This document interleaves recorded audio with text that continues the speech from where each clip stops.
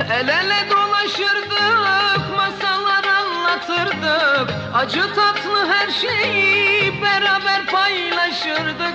Şimdi ne oldu bize, söyle neden ayrıldık? Suçum garip olmaksa bunu biz yaratmadık.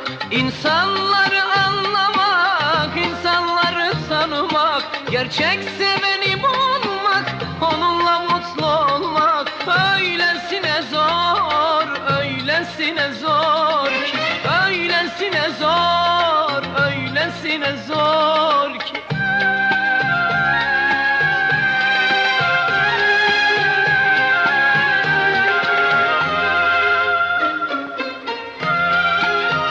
Ölmeyi Tanrı'ya, yaşamayı sana, ağlamayı kadere, gülmeyi sana, sevmeyi kalbime, sevilmeyi sana borçluyum.